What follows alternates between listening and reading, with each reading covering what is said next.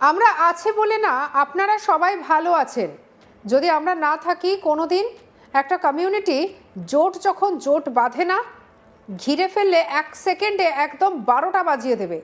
নিজেদের 13টা বাজাতে না চাইলে বিজেপির অপপ্রচার ভুল বুঝবেন না। নাম না করে মঞ্চ থেকে বেফাঁস মন্তব্য এবারে মমতা ব্যানার্জির। এসআইআর ধর্নায় মমতা ব্যানার্জির একটি মন্তব্য কি ভোটের আগে বিজেপির হাতে হাতিয়ার তুলে দিল? জল্পনা রাজনৈতিক মহলে। এসআইআর ইস্যুতে নিত্যদিন চড়ছে রাজ্যের রাজনীতির পারদ। প্রতিনিয়ত নির্বাচন কমিশনের বিরুদ্ধে আক্রমণ শানাচ্ছে রাজ্যের শাসক দল। প্রশ্ন তুলেছেন অনেকের ভূমিকা নিয়ে। ধর্মতলা ধর্ণা মঞ্চ থেকে এ নিয়ে বারবার সরব হচ্ছে তৃণমূল নেত্রী। মমতা ব্যানার্জি বলেছেন, একটা কমিউনিটি জোট বাঁধলে 1 সেকেন্ডে 12টা বাজিয়ে দেবে, কারণ নাম নেননি তৃণমূল সুপ্রিমো।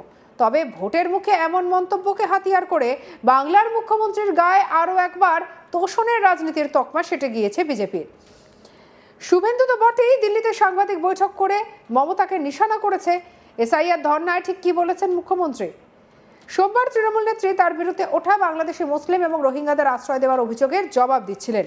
সেই সঙ্গেই যোগ করেন, আমরা আছি বলে না আপনারা সবাই ভালো আছেন। যদি আমরা না থাকি কোনোদিনও একটা কমিউনিটি জোট যখন জোট বাঁধে না, ঘিরে ফেলে 1 সেকেন্ডে একদম 12টা বাজিয়ে দেবে।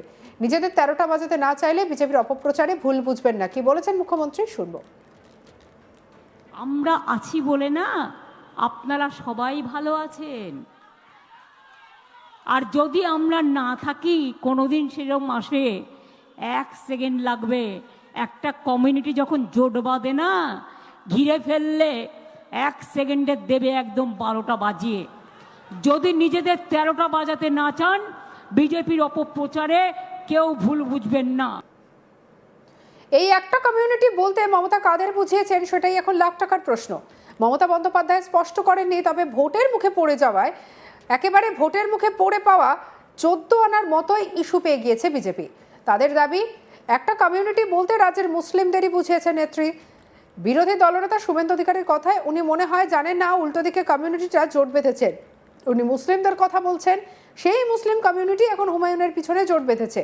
উনি যাদের বলছেন বাড়ি থেকে বেরোতে পারবে না, তারাও জোট বেঁধেছে। সাম্প্রদায়িক কথাবার্তার এই মুখ্যমন্ত্রী মুখে সাজে। 2021 সালে সিএকে এনআরসি বলে অপপ্রচার করেছেন হুমায়ুন কবিরও স্বীকার করেছেন। তাকে দিয়ে সাম্প্রদায়িক মন্তব্য করিয়েছে মুখ্যমন্ত্রী। আর অন্যদিকে মালদহের পরিবর্তন যাত্রার মঞ্চ থেকে বিজেপি নেতা নিশীথ প্রামাণিক মমতা ব্যানার্জির এই মন্তব্য প্রসঙ্গে পাল্টা বলেন, মমতা ব্যানার্জি যদি এইসব বলে ভয় দেখাতে চায় তাহলে বলি বিজেপিকে ভয় দেখিয়ে লাভ নেই। মা বোনেদের অস্ত্রে শান দেওয়ার নিদান দিয়েছেন। কি বলেছেন নিশীথ প্রামাণিক শুনবো। বৈষ্ণবনগরের সনাতনী হিন্দু ভাইয়েরা সব সময় আপনারা সজাগ থাকেন, সে ব্যাপারে আমার কাছে খবর রয়েছে।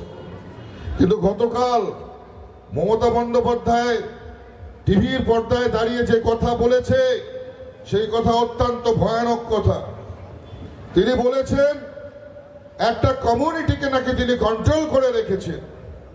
তিনি যদি কন্ট্রোল না করেন তাহলে নাকি ভয়ানক পরিস্থিতি তৈরি হবে। মমতা দিদি কার কথা বলছেন? মমতা দিদি কি মুসলিম সম্প্রদায়ের কথা বলছেন, মুসলিম কমিউনিটির কথা বলছেন? আমি যতদূর জানি মুসলিম কমিউনিটি কারোর কাছে কখনো মাথা বিক্রি করে না।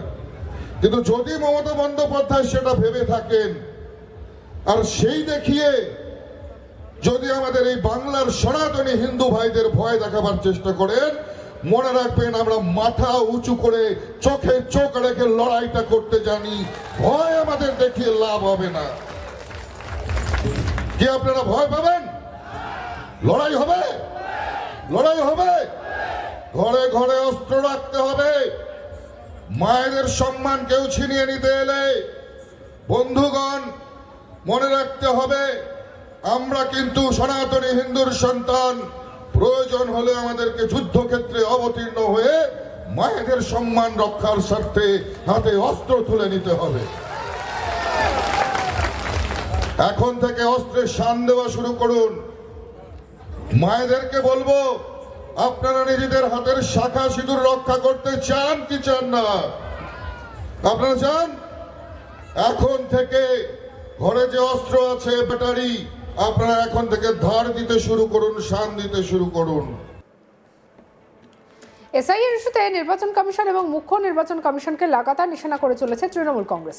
মুখ্য নির্বাচন কমিশনার জ্ঞানেশ কুমারকে তীব্র সমালোচনা করতে শোনা যাচ্ছে মমতা ব্যানার্জি এবং অভিষেক ব্যানার্জিকে। আর এদিকে বর্তমানে রাজ্যে রয়েছেন জ্ঞানেশ কুমার, আর জ্ঞানেশ কুমার রাজ্যে থাকাকালীন নাম না করেই তাকে নিশানা করেছেন মমতা ব্যানার্জি। ধর্মতলা ধর্ণা মঞ্চতে বক্তব্য রাখার সময় তিনি বলেছেন, বেচারা ভ্যানিশ কুমার, তার জন্য আমার খারাপ লাগে। আমি কোনো চেয়ারকে অপমান করিনি। এখানে ভ্যানিশ কুমার বলতে নাম না করে মমতা ব্যানার্জি জ্ঞানেশ কুমারকে নিশানা করেছেন রাজনৈতিক পর্যবেক্ষকদের এমনটাই মত। মমতা আরও বলেন যে, শুনলাম অফিসারদের মিটির করে খুব থ্রেট করেছে। ওর কথা না শুনলে শুধু এখন অ্যাকশন নেবেন তা নয়, মে মাসের পরেও নাকি তিনি অ্যাকশন নেবেন। আমি বলি, সাহস থাকা ভালো, কিন্তু দুঃসাহস থাকা ভালো না। কি বলেছেন মমতা ব্যানার্জি, শুনবো। এই যে রাজ্যপালকে হঠাৎ করে সরিয়ে দিল না, এর মধ্যেও অনেক কাহানি আছে। ডাল মে তো কুছ কালা হ্যায়, এবং আমি সেটা উদ্ধার করবই। লোকভবনটা এখন বিজেপি ভবন হবে, ওখান থেকে টাকা আমদানি রপ্তানি হবে। তাই আপনাকে ইলেকশনের 1 মাস আগে সব চেঞ্জ করে দিতে হলো। বেচারা ভ্যানিশ কুমার,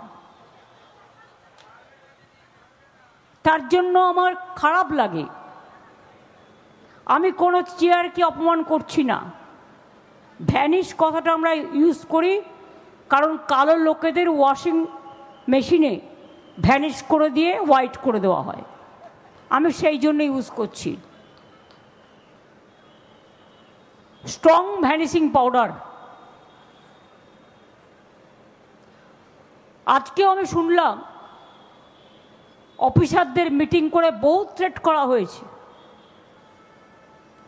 শুধু এখন অ্যাকশন নেবে তা নয়, যদি ওনার কথা না শোনে, মানে ভ্যানিশিং পাউডার। মে মাসের পরেও নাকি উনি অ্যাকশন নেবেন।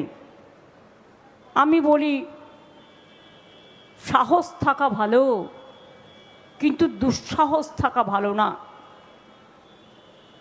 মনে রাখবেন, মে মাসের পরে আপনি থাকবেন তো আপনার চেয়ারে, আগে সেটা ঠিক করুন, তারপরে বাংলার অফিসারদের থ্রেট করবেন, বাংলার মানুষকে থ্রেট করবেন।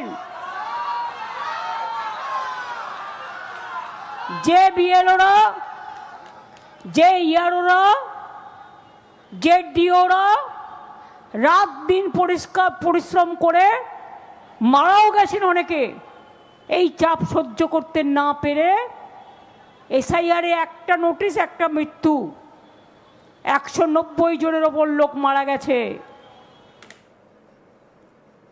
সঙ্গে রাখুন আজ তাক বাংলাকে অন্যান্য খবরের জন্য লাইক, কমেন্ট, শেয়ার, সাবস্ক্রাইব করতে ভুলবেন না।